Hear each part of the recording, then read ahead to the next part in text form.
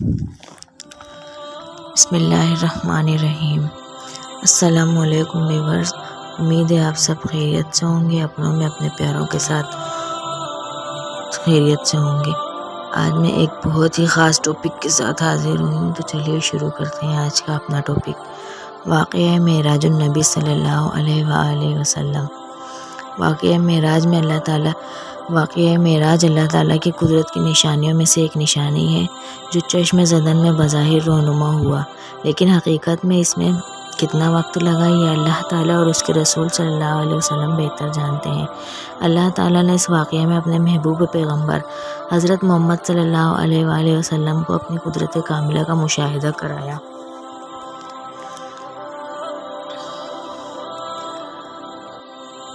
واقعہ معراج اعلان نبوت کے 10ویں سال اور مدینہ ہجرت سے 1 سال پہلے مکہ میں پیش آیا۔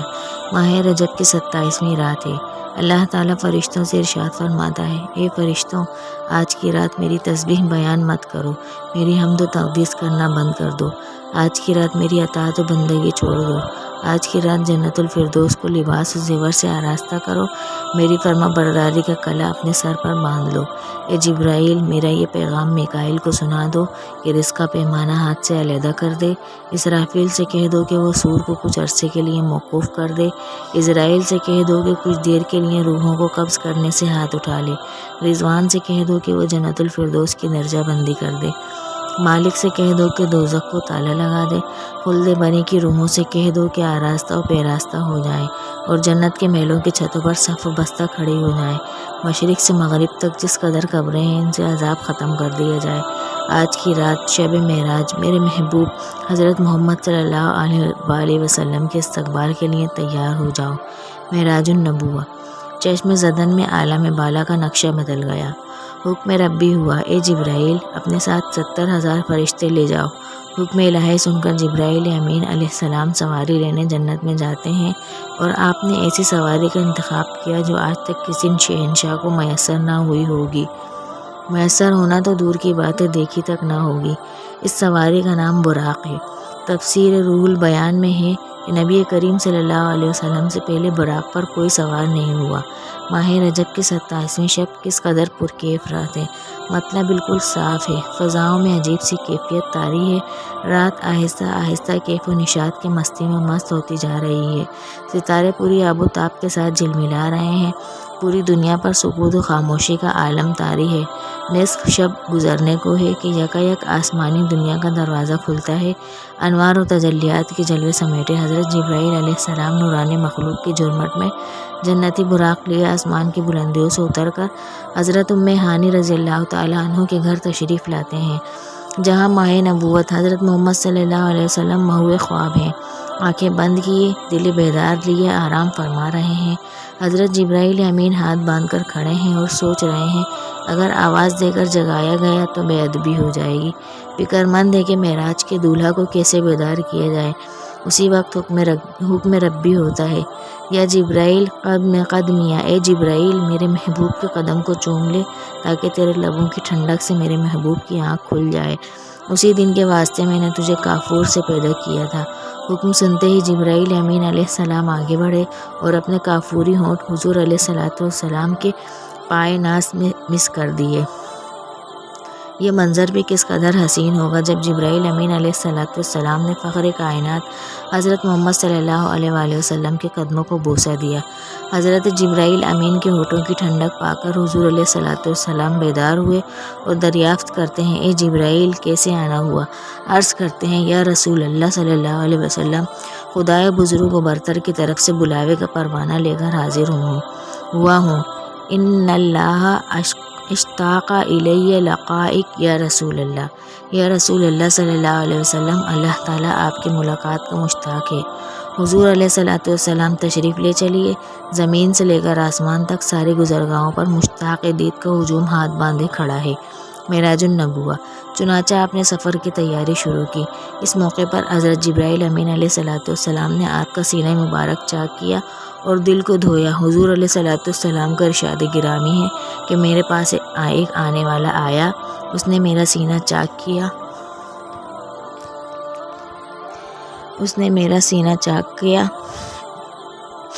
سینہ چاک کرنے کے بعد میرا دل نکالا، پھر میرے پاس سونے کا ایک تشت لایا گیا جو ایمان و حکمت سے لبریز تھا۔ اس کے بعد میرے دل کو دھویا گیا، پھر وہ ایمان و حکمت سے لبریز ہو گیا۔ اس قلب کو سینہ اقدس میں اس کی جگہ پر رکھ دیا گیا۔ بخاری شریف جلد اول صفحہ نمبر 568۔ مسلم شریف میں ہے کہ حضرت جبرائیل علیہ السلام نے سینہ چاک کرنے کے بعد قلب مبارک کو زمزم کے پانی سے دھویا اور سینہ مبارک میں رکھ کر سینہ بند کر دیا۔ مسلم شریف جلد اول صفحہ نمبر 92۔ حضرت جبرائیل امین علیہ السلام فرماتے ہیں کہ قلب ہر قسم کی کجی سے پاک ہے اور بے عیب ہے۔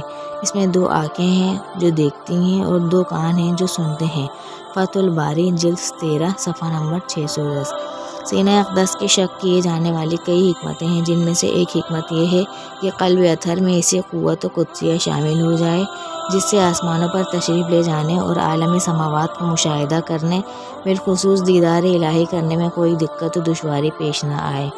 پھر آپ صلی اللہ علیہ وسلم کے سر انور پر امامہ باندھا گیا۔ علامہ کاشفی رحمۃ اللہ علیہ فرماتے ہیں شب معراج حضرت محمد صلی اللہ علیہ وسلم کو جو امامہ شریف پہنایا گیا وہ امامہ مبارک حضرت آدم علیہ السلام کی پیدائش سے 7000 سال پہلے کا تیار کیا ہوا تھا۔ 40,000 ملائکہ اس کی تعظیم و تکریم کے لیے اس کے ارد گرد کھڑے تھے۔ حضرت جبرائیل علیہ السلام نے سرور کونین حضرت محمد صلی اللہ علیہ وسلم کو نور کی ایک چادر پہنائی، زمرد کے نالین مبارک پاؤں میں زیب تن فرمائی، یاقوت کا کمربند باندھا۔ معراج النبوہ صفحہ نمبر 601۔ حضرت محمد صلی اللہ علیہ وسلم نے براق کا حلیہ بیان کرتے ہوئے ارشاد فرمایا، سرخ سینہ یاقوت کی مانند چمک رہا تھا، اس کی پشت پر بجلی کونتی تھی، ٹانگیں سبز زمرد، دم مرجان، سر اور اس کی گردن یاقوت سے بنائی گئی تھی، بہشتی زین اس پر کسی ہوئی تھی جس کے ساتھ سرخ یاقوت کے 2 رکاتب آویزہ تھے۔ اس کی پیشانی پر لا الہ الا اللہ محمد رسول اللہ لکھا ہوا تھا۔ چند لمحوں بعد وہ وقت بھی آ گیا جب سرور کونین حضرت محمد صلی اللہ علیہ وسلم براق پر تشریف فرما ہو گئے۔ حضرت جبرائیل علیہ السلام نے رکاب تھامی، حضرت میکائیل علیہ السلام نے لگام پکڑی، حضرت اسرافیل علیہ السلام نے زین کو سنبھالا۔ حضرت امام کاشفی رحمۃ اللہ علیہ فرماتے ہیں کہ معراج کی رات 80,000 فرشتے حضور صلی اللہ علیہ وسلم کے دائیں طرف اور 80,000 بائیں طرف تھے۔ معراج النبیہ صفحہ نمبر 606۔ فضا فرشتوں کے درود و سلام کی صداؤں سے گونج اٹھی اور آقا نامدار حضرت محمد صلی اللہ علیہ وسلم درود و سلام کی گونج میں سفر معراج کا آغاز فرماتے ہیں۔ اس واقعہ کو قرآن مجید میں اللہ تعالیٰ اس طرح بیان فرماتا ہے، سبحان الذی اسری بعبدہ لیلا من المسجد الحرام الی المسجد الاقصی الذی بارکنا حولہ لنریہ من آیاتنا۔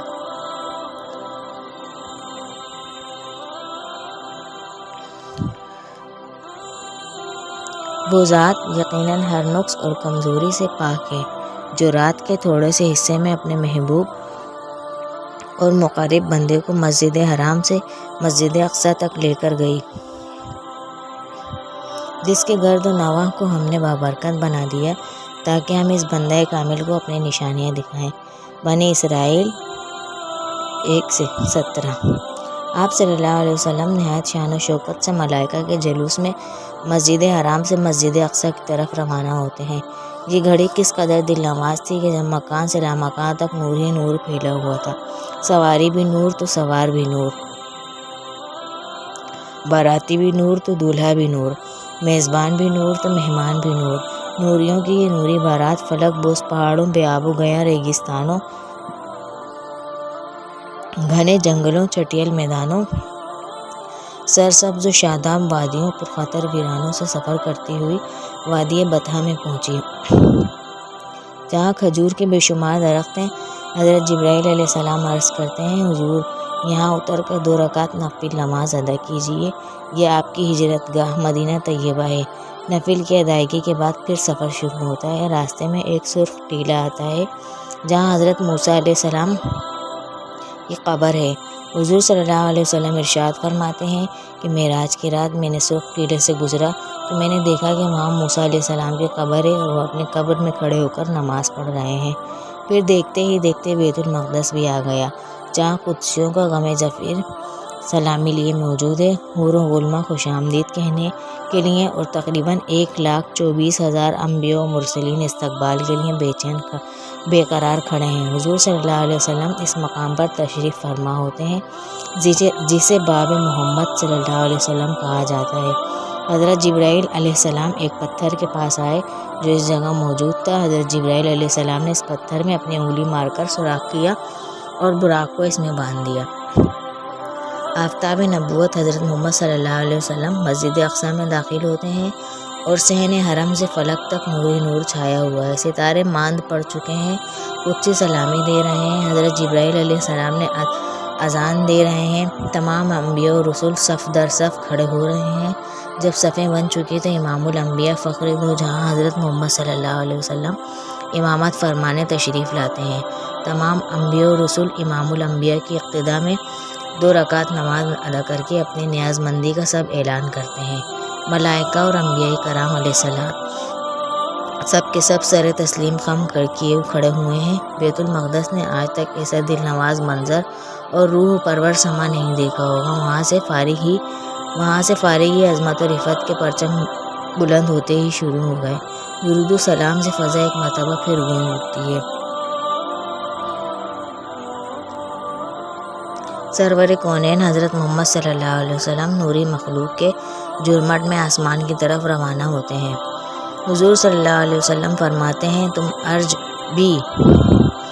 ارج بی، پھر مجھے اوپر لے جایا گیا۔ براق کی رفتار کا عالم یہ تھا کہ جہاں نگاہ کی انتہا ہوتی وہاں براق کا پہلا قدم رکھتا اور فوراً ہی پہلا آسمان ہو گیا۔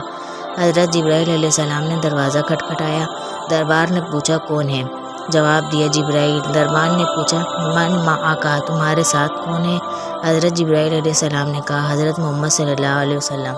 دربار نے کہا مرحبا، انہی کے لیے کھولے جائیں گے۔ چنانچہ دروازہ کھول دیا گیا۔ حضرت سرور کونین صلی اللہ علیہ وسلم دوسرے آسمان پر پہنچے۔ چنانچہ دروازہ کھول دیا گیا۔ آسمان اول پر حضرت آدم علیہ السلام حضور سرور کونین صلی اللہ علیہ وسلم کو خوش آمدید کہا۔ دوسرے آسمان پر پہنچے تو حضرت عیسیٰ علیہ السلام اور حضرت یحییٰ علیہ السلام نے حضور صلی اللہ علیہ وسلم کو خوش آمدید کہا۔ تیسرے آسمان پر حضرت یوسف علیہ السلام نے، چوتھے آسمان پر حضرت ابراہیم علیہ السلام نے، پانچویں آسمان پر حضرت ہارون علیہ السلام نے، چھٹے آسمان پر حضرت موسیٰ علیہ السلام نے اور ساتویں آسمان پر حضرت ابراہیم علیہ السلام نے سرور کونین حضرت محمد صلی اللہ علیہ وسلم کا استقبال کیا اور خوش آمدید کہا۔ پھر آپ صلی اللہ علیہ وسلم کو جنت کی سیر کرائی گئی۔ پھر آپ صلی اللہ علیہ وسلم اس مقام پر پہنچے جہاں قلم قدرت کے چلنے کی آواز آتی تھی۔ اس کے بعد آپ صلی اللہ علیہ وسلم سدرۃ المنتہا تک پہنچے۔ سدرہ وہ مقام ہے جہاں مخلوق کے علوم کی انتہا ہے۔ فرشتوں نے اذان طلب کی، اے اللہ تیرے محبوب تشریف لا رہے ہیں، ان کے دیدار کی ہمیں اجازت عطا فرما۔ اللہ تعالیٰ نے حکم دیا تمام فرشتے سدرۃ المنتہا پر جمع ہو جائیں اور جب میرے محبوب کی سواری آئے تو سب زیارت کر لیں۔ چنانچہ ملائکہ سدرہ پر جمع ہو گئے اور جمال محمد صلی اللہ علیہ وآلہ وسلم کو دیکھنے کے لیے سدرہ کو ڈھانپ لیا۔ اس مقام پر حضرت جبرائیل علیہ السلام رک گئے اور عرض کرنے لگے یا رسول اللہ صلی اللہ علیہ وسلم، ہم سب کے لیے ایک جگہ مقرر ہے۔ اب اگر میں ایک بال بھی آگے بڑھوں گا تو اللہ تعالیٰ کے انوار و تجلیات میرے پروں کو جلا کر رکھ دیں گے۔ میرے مقام کی انتہا ہے۔ سبحان اللہ۔ حضور صلی اللہ علیہ وسلم کی رفعت و عظمت کا اندازہ لگائیے کہ جہاں شہباز سدرہ کے بازو تھک جائیں اور روح الامین کی حد ختم ہو جائے وہاں حضور صلی اللہ علیہ وسلم کی پرواز شروع ہوتی ہے۔ اس موقع پر حضور صلی اللہ علیہ وسلم ارشاد فرماتے ہیں اے جبرائیل، کوئی حاجت ہو تو بتاؤ۔ حضرت جبرائیل علیہ السلام نے عرض کی حضور صلی اللہ علیہ وسلم، یہ مانگتا ہوں کہ قیامت کے دن پل صراط پر آپ کی امت کے لیے بازو پھیلا سکوں تاکہ حضور صلی اللہ علیہ وسلم کا ایک ایک غلام آسانی سے پل صراط سے گزر جائے۔ حضور تاجدار الانبیاء صلی اللہ علیہ وسلم جبرائیل امین کو چھوڑ کر تنہا انوار و تجلیات کی منازل طے کرتے گئے۔ مواہب الدنیا میں ہے کہ جب حضور صلی اللہ علیہ وسلم عرش کے قریب پہنچے تو آگے حجابات ہی حجابات تھے، تمام پردے اٹھا لیے گئے۔ اس واقعے کو قرآن مجید اس طرح بیان فرماتا ہے فاستویٰ وہو بالافق الاعلیٰ، سورہ نجم۔ پھر اس جلوہ حسن اپنے ظہور کا ارادہ فرمایا اور وہ محمد صلی اللہ علیہ وسلم شب معراج عالم مکان کے سب سے اونچے کنارے پر تھے، یعنی عالم خلق کی انتہا پر تھے۔ اس آیت کی تفسیر میں مفسر قرآن حضرت امام رازی رحمۃ اللہ علیہ فرماتے ہیں کہ سرور دو عالم حضرت محمد صلی اللہ علیہ وسلم شب معراج آسمان بریں کے بلند کناروں پر پہنچے تو تجلی الہی متوجہ نمائش ہوئی۔ صاحب تفسیر روح البیان نے فرمایا فاستویٰ کے معنی یہ ہیں کہ حضور صلی اللہ علیہ وسلم نے افق کے اعلیٰ یعنی آسمانوں کے اوپر جلوہ فرمایا۔ پھر وہ مبارک گھڑی بھی آ گئی، پیغمبر اسلام حضرت محمد مصطفیٰ صلی اللہ علیہ وآلہ وسلم حریم الہی میں پہنچے اور اپنے سر کی آنکھوں سے عین عالم بیداری میں اللہ تعالیٰ کی زیارت کی۔ قرآن مجید میں محبوب و محب کی اس ملاقات کا منظر ان دلکش الفاظ میں یوں بیان فرمایا: ثم دنا فتدلی فکان قاب قوسین او ادنی، سورہ نجم۔ پھر وہ رب العزت اپنے حبیب محمد صلی اللہ علیہ وسلم سے قریب ہوا، پھر اور زیادہ قریب ہو گیا، پھر جلوہ حق اور حبیب مکرم صلی اللہ علیہ وسلم میں صرف 2 کمانوں کی مقدار فاصلہ رہ گیا یا انتہائی قرب میں اس سے بھی کم ہو گیا۔ صاحب روح البیان فرماتے ہیں کہ حضور صلی اللہ علیہ وسلم اللہ تعالیٰ کے قرب سے مشرف ہوئے، یا یہ کہ اللہ تعالیٰ نے اپنے حبیب کو اپنے قرب سے نوازا۔ روح البیان: جب حضرت سرور کونین صلی اللہ علیہ وسلم بارگاہ الہی میں پہنچے تو ارشاد فرمایا: فَأَوْحَىٰ إِلَىٰ عَبْدِهِ مَا أَوْحَىٰ، سورہ نجم۔ بس اس خاص مقام قرب وصال پر اللہ تعالیٰ نے اپنے عبد محبوب کی طرف وحی فرمائی جو بھی وحی فرمائی۔ حضرت امام جعفر صادق رضی اللہ تعالیٰ عنہ بیان فرماتے ہیں، یہ وحی اللہ تعالیٰ نے براہ راست اپنے محبوب کو ارشاد فرمائی، درمیان میں کوئی وسیلہ نہ تھا۔ پھر راز و نیاز کی گفتگو ہوئی، اسرار اور رموز سے آگاہی فرمائی جسے اللہ تعالیٰ نے تمام مخلوق سے پوشیدہ رکھا۔ اس گفتگو کا علم اللہ تعالیٰ اور حضور صلی اللہ علیہ وسلم کو ہی ہے۔ اللہ تعالیٰ قرآن مجید میں ارشاد فرماتا ہے: ما کذب الفؤاد ما رأى، سورہ نجم۔ ان کے دل نے اس کے خلاف نہیں جانا جو ان کی آنکھوں نے دیکھا۔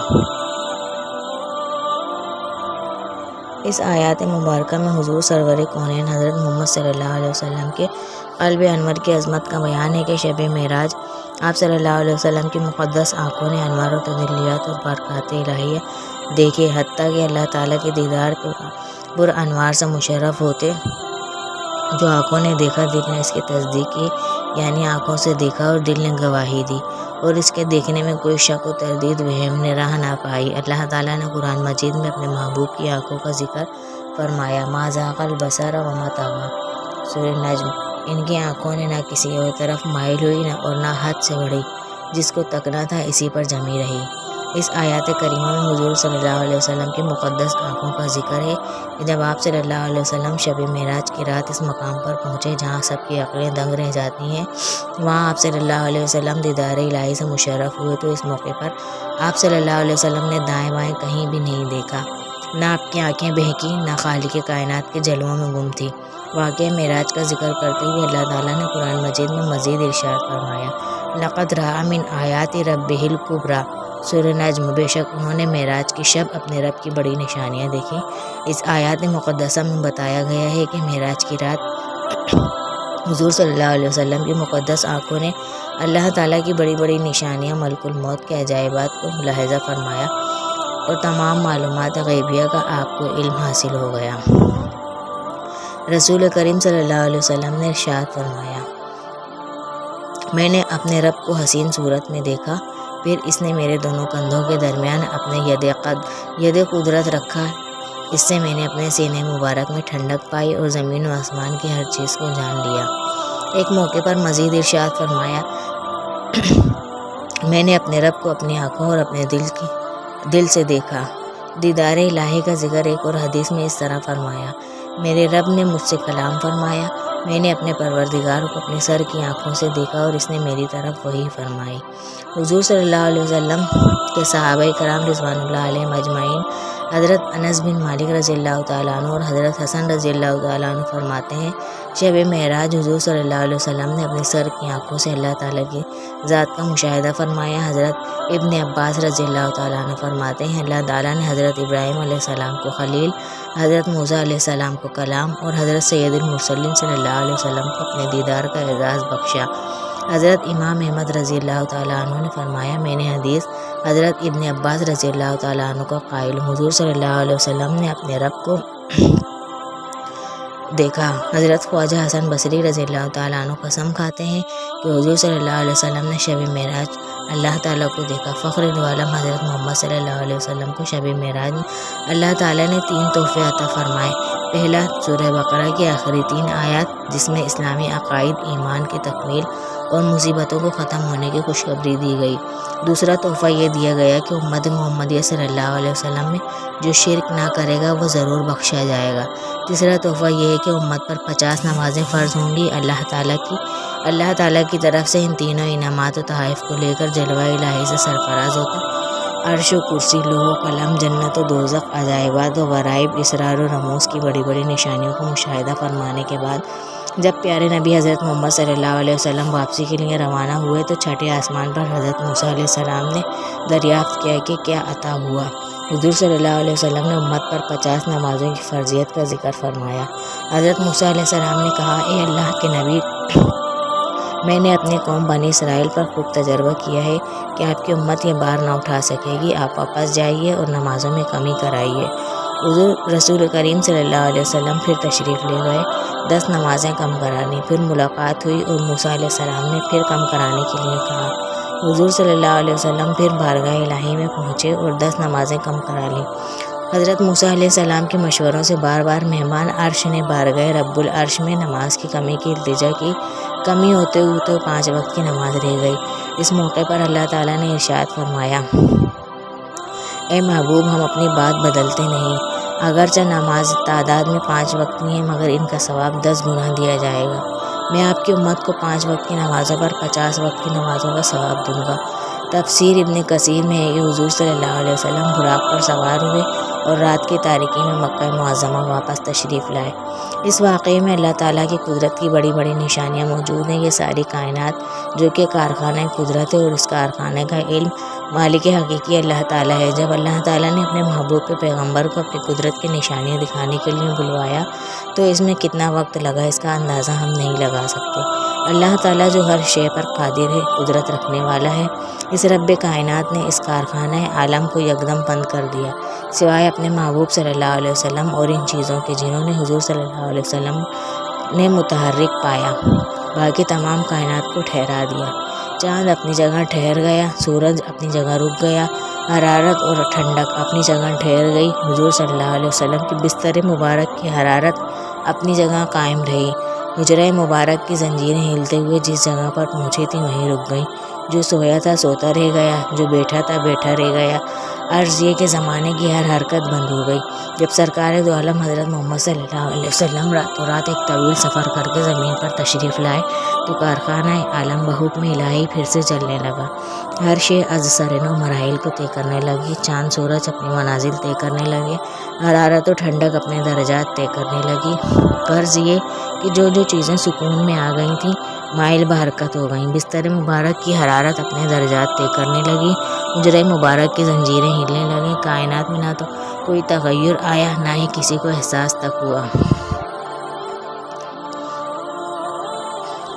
حضرت سرور کونین صلی اللہ علیہ وسلم نے صبح ہوتے ہی اس واقعہ کا ذکر اپنے چچا زاد بہن ام ہانی سے فرمایا۔ انہوں نے عرض کی کہ قریش سے اس کا تذکرہ نہ کیا جائے، لوگ انکار کر دیں گے۔ آپ صلی اللہ علیہ وسلم نے فرمایا، میں حق بات ضرور کروں گا، میرا رب سچا ہے اور جو کچھ میں نے دیکھا ہے وہی سچ ہے۔ صبح ہوئی تو آپ صلی اللہ علیہ وسلم خانہ کعبہ میں تشریف لائے۔ خانہ کعبہ کے آس پاس بڑے بڑے رؤسا جمع تھے۔ آپ صلی اللہ علیہ وسلم نے مقام حجر میں بیٹھ گئے اور لوگوں کو مخاطب کر کے کہا، واقعہ معراج بیان فرمایا۔ مخبر صادق حضرت محمد صلی اللہ علیہ وسلم کے تذکرہ سن کر کفار و مشرکین ہنسنے لگے اور مذاق اڑانے لگے۔ ابو جہل بولا، کیا یہ بات آپ پوری قوم کے سامنے کہنے کے لیے تیار ہیں؟ آپ صلی اللہ علیہ وسلم نے فرمایا، بے شک۔ ابو جہل نے کفار مکہ کو بلایا اور تمام قبائل جمع ہو گئے تو حضور صلی اللہ علیہ وسلم نے سارا واقعہ بیان فرمایا۔ کفار واقعہ سن کر تالیاں بجانے لگے اور اللہ تعالیٰ کے محبوب کو مذاق اڑانے لگے۔ ان قبائل میں شام کے تاجر بھی تھے، انہوں نے بیت المقدس کو کئی بار دیکھا تھا۔ انہوں نے حضور صلی اللہ علیہ وسلم سے کہا، ہمیں معلوم ہے آپ آج تک بیت المقدس نہیں گئے، بتائیے اس کے ستون اور دروازے کتنے ہیں؟ حضور صلی اللہ علیہ وسلم نے ارشاد فرمایا یکایک بیت المقدس کی پوری عمارت میرے سامنے آ گئی. جو سوال کرتے گئے میں جواب دیتا جاتا مگر پھر بھی انہوں نے اس واقعے کو سچا نہ جانا. حضور صلی اللہ علیہ وسلم مسجد اقصیٰ کے بارے میں جواب دے چکے تو کفار مکہ حیران ہو کر کہنے لگے مسجد اقصیٰ کا نقشہ تو آپ نے ٹھیک بتا دیا، لیکن ذرا یہ بتائیے کہ مسجد اقصیٰ جاتے یا آتے ہوئے ہمارا قافلہ آپ کو راستے میں ملا ہے یا نہیں؟ حضور صلی اللہ علیہ وسلم نے ارشاد فرمایا کہ ایک قافلہ مقام روحا پر گزرا، ان کا ایک اونٹ گم ہو گیا تھا. وہ لوگ اسے تلاش کر رہے تھے اور ان کے پالان میں پانی میں بھرا ہوا ایک پیالہ رکھا ہوا تھا. مجھے پیاس لگی تو میں نے پیالہ اٹھا لیا، اس کا پانی پی لیا، پھر اس کی جگہ میں نے اس کو ویسے ہی رکھ دیا جیسے وہ رکھا ہوا تھا. جب وہ لوگ آئیں تو ان سے دریافت کرنا کہ جب وہ اپنا گمشدہ اونٹ تلاش کر کے پالان کی طرف واپس آئے تو کیا انہوں نے اس پیالے میں پانی پایا تھا یا نہیں؟ انہوں نے کہا ہاں ٹھیک ہے، یہ بہت بڑی نشانی ہے. پھر حضور صلی اللہ علیہ وسلم نے فرمایا میں فلاں قافلے پر بھی گزرا، 2 آدمیوں نے مقام ذی طویٰ میں ایک اونٹ پر سوار تھے، ان کا اونٹ میری وجہ سے بدک کر بھاگا اور وہ دونوں سوار گر پڑے. ان میں فلاں شخص کا ہاتھ ٹوٹ گیا. جب وہ آئے تو ان دونوں سے یہ بات پوچھ لینا. انہوں نے کہا اچھا یہ دوسری نشانی ہے. اہل ایمان نے اس واقعے کی سچائی کو دل سے مانا اور اس کی تصدیق کی، مگر ابو جہل اور حضرت ابو بکر صدیق رضی اللہ تعالیٰ عنہ کے پاس دوڑا ہوا گیا اور کہنے لگا اے ابو بکر، تو نے سنا کہ محمد صلی اللہ علیہ وسلم کیا کہتے ہیں؟ کیا یہ بات تسلیم کی جا سکتی ہے کہ رات کو بیت المقدس گئے اور آسمانوں کا سفر طے کر کے آ بھی گئی؟ حضرت ابو بکر صدیق فرمانے لگے اگر میرے آقا صلی اللہ علیہ وسلم نے فرمایا ہے تو ضرور سچ فرمایا ہے، کیونکہ ان کی زبان پر جھوٹ نہیں آ سکتا. میں اپنی نبی کی سچائی پر ایمان لاتا ہوں. کفار بولے ابو بکر تم کھلم کھلا ایسی خلاف عقل بات کیوں صحیح سمجھتے ہو؟ اس عاشق صادق نے جواب دیا میں تو بھی اس سے زیادہ خلاف عقل باتوں پر بھی یقین رکھتا ہوں، یعنی باری تعالیٰ پر. اس دن سے حضرت ابو بکر صدیق رضی اللہ تعالیٰ عنہ کو دربار نبوت سے صدیق کا خطاب ملا، صدیق کا لقب ملا. ویورز آپ سب کو واقعہ معراج کیسا لگا؟ پلیز اس کو سنیے اور حضور صلی اللہ علیہ وسلم کی محبت و عقیدت کو دل سے محسوس کیجیے اور اللہ تعالیٰ کو ہم سب کو اس کا توفیق عطا فرمائے. اس رات عبادات کیجیے، حضور صلی اللہ علیہ وسلم پر جتنا زیادہ ہو سکے درود شریف کا ہدیہ کیجیے. بے شک اللہ تعالیٰ بہت بڑا مہربان ہے اور بخشنے والا ہے. جزاک اللہ.